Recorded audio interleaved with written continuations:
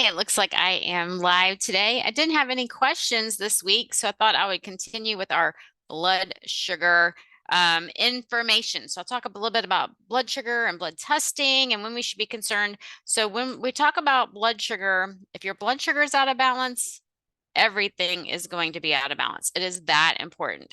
And so it's something that we really, really, really need to know our numbers.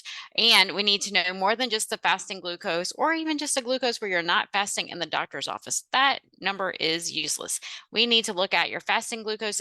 We need to look at your fasting insulin. We need to look at your A1C. So at the very least, next time you have your doctor's appointment, ask for a hemoglobin A1C. That is so important. That tells you how you've been managing blood sugar for the last 3 months. It tells you how many sugars are attached to your blood cells, and they usually live about 120 days. And so when we look at it over 3 months, that's a really good marker. You don't really need to test it more often. Sometimes people can notice a difference sooner than that, but if you're really concerned, you want to check it, every 3 to 4 months to get it in check. Now, you can test your blood using a glucose meter. You can use a continuous glucose monitor known as a CGM.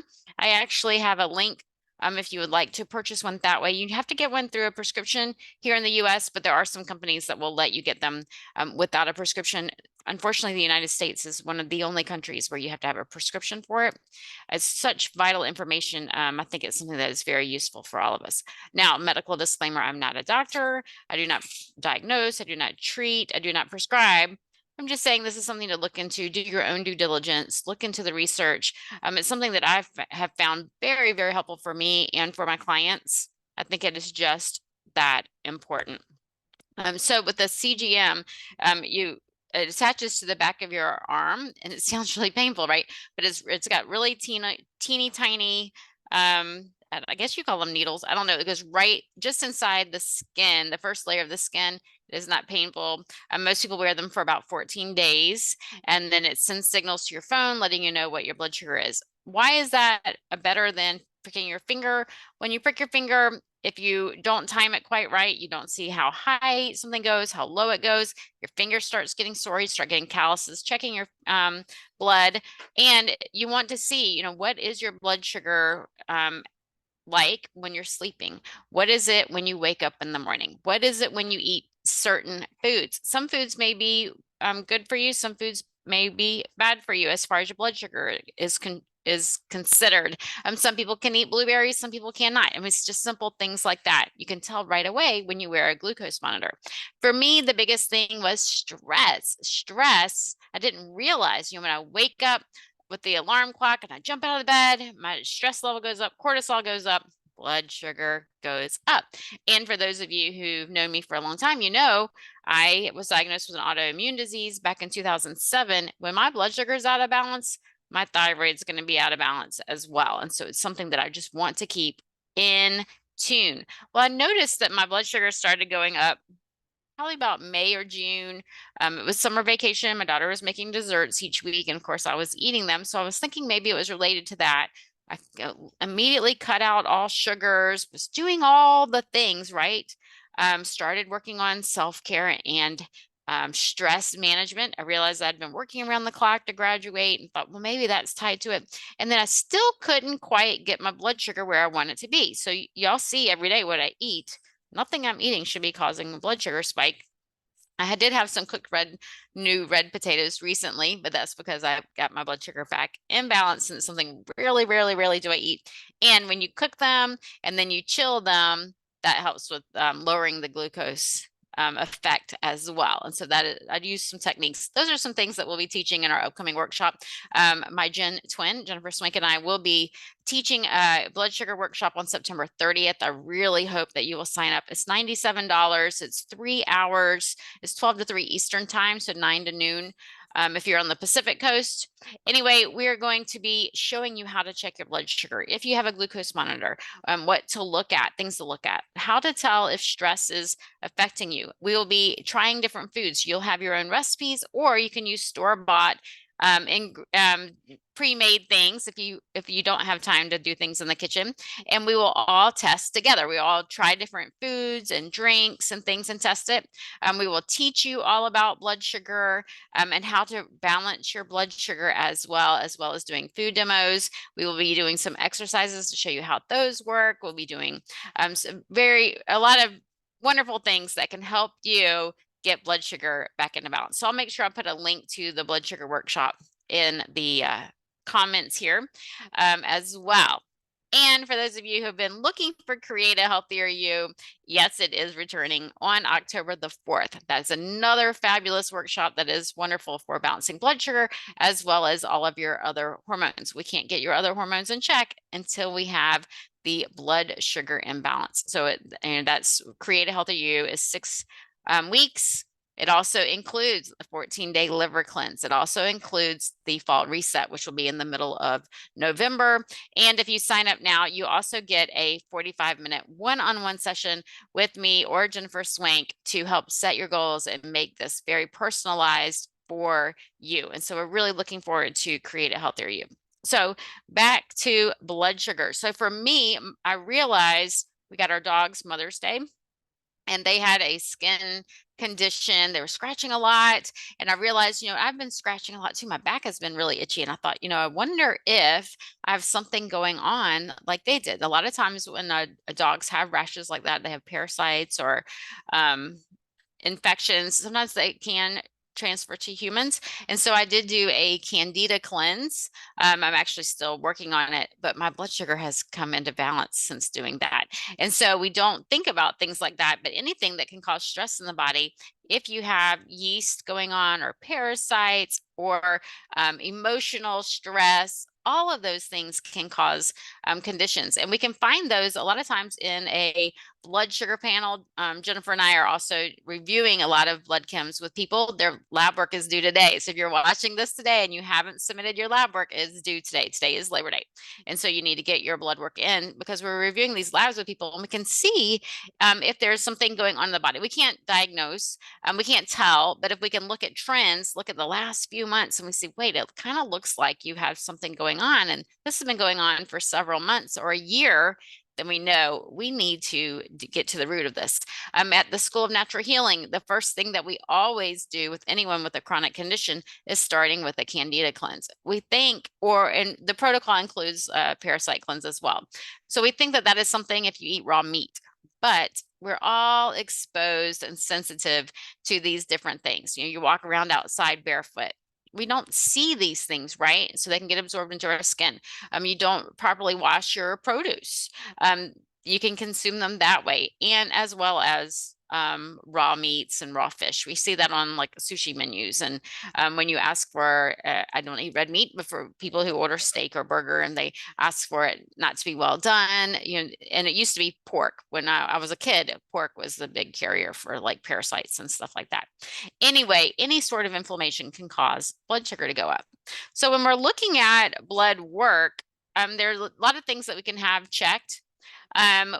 We want to look at the fasting insulin. We want to look at fasting glucose. We want to look at hemoglobin A1C. And then there are some other things as well.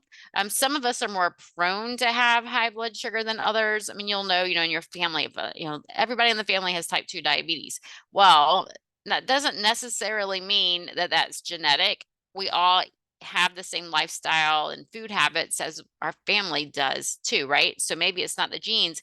Maybe it's we're all eating the same foods and living the same lifestyle. And so sometimes you can break that mold.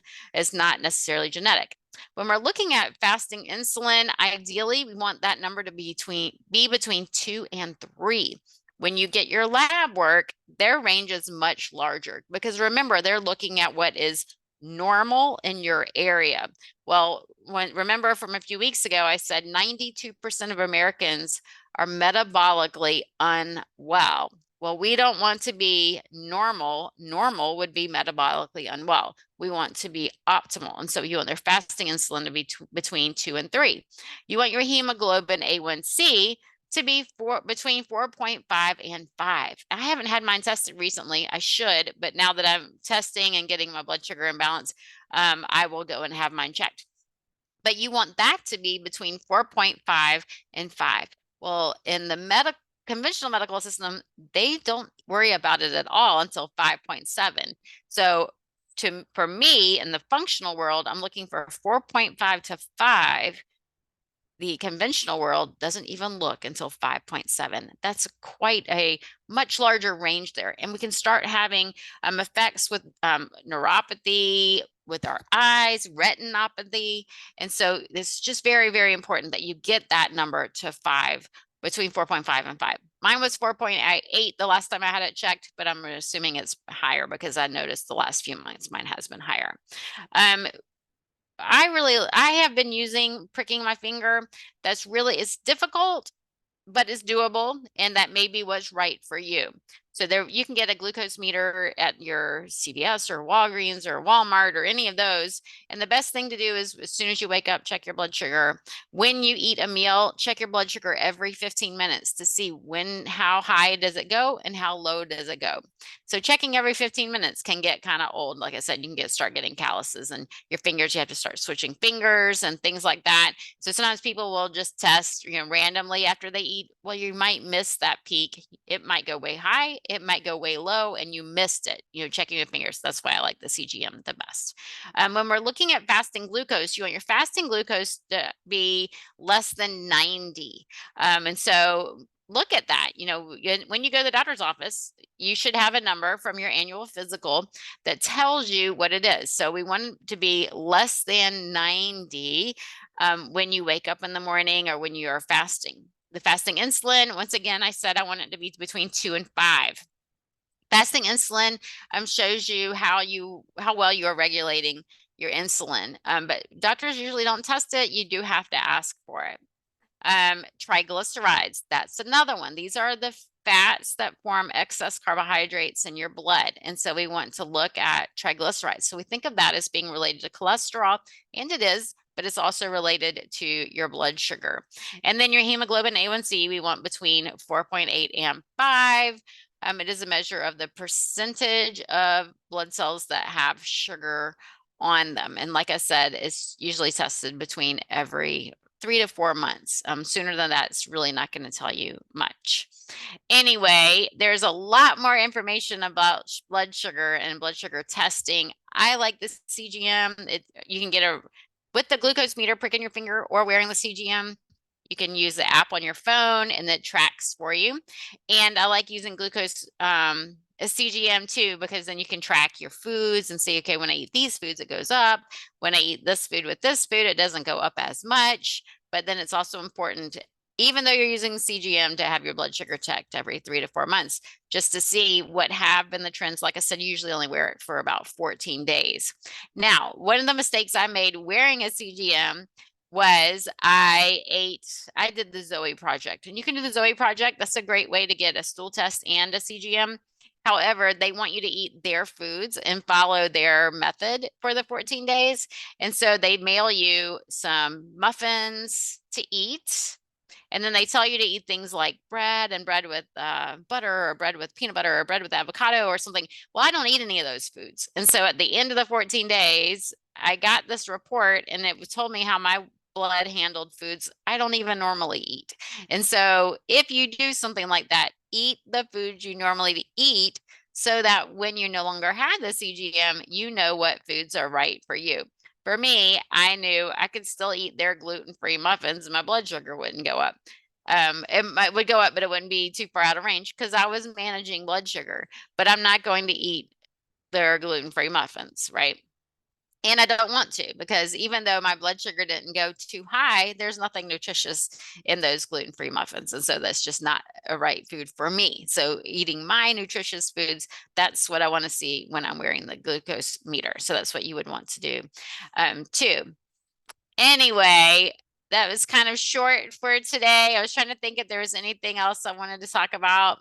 I did talk about how, having a high A1C, even if it's still in the medically normal range, we can start having retinopathy. We can start having damage to the eye. A lot of things can be reversible, but not always. And so we want to make sure that we're protecting our eyes.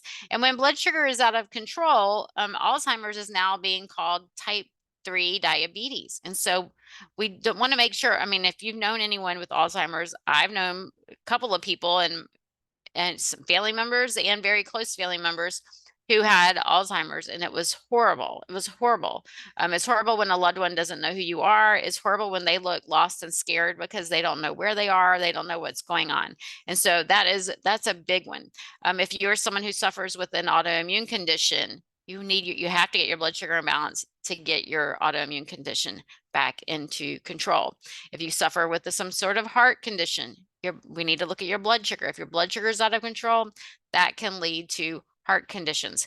Because remember, blood sugar, if you've ever grown sugar crystals in a lab as a kid, or eaten rock candy, you know it has sharp edges. And so when that sugar is flowing through your blood, it's going to be causing inflammation in your blood vessels. It's going to be causing inflammation in your brain. It's going to be causing inflammation in your eyes. It can lead to obesity and things like that. So if your blood sugar is out of balance, then you're going to have a trouble losing weight. You're going to be hanging on to weight because that inflammation is for your body, that inflammation is a stressor. And so your body isn't going to want to be losing fat and stuff like that. We really have to get blood sugar back under control. Anyway, I didn't mean to go on with that part. But if you have questions about this, please comment. Please let me know. I'll put a link in here for Unveiling the Sweet Truth, our workshop coming up on September 30th. And I'll also put a link in to Create a Healthier You. I would love to hop on a call with you. And so if you comment in here, I can send you a link and we can set up a time to chat. You can chat with me or with Jennifer Swank. We'd be more than happy to chat with you to see if Unveiling the Sweet Truth workshop is right for you, if Create a Healthier You is right for you. I want to make sure that if you do sign up for you sign up quickly, because that way you can get the free bonus one-on-one session with us. And you want to sign up right away for the Sugar Workshop and Create so that you can get the materials list and get the supplies and things that you want, that you would be best for you as you go into the workshop and as you go into Create a Healthier You. Those lists will go out later this week for those of you who have already signed up. I know you're eager to get started and eager to get your supplies. Anyway, we are looking forward to seeing you at our workshop. Once again, if you have any questions, then please reach out to me. Please comment, and I'm more than happy to send you a link to get on a call with me or with Jennifer so that we can share more information with you. So have a great week. Happy Labor Day, and I will talk to you soon.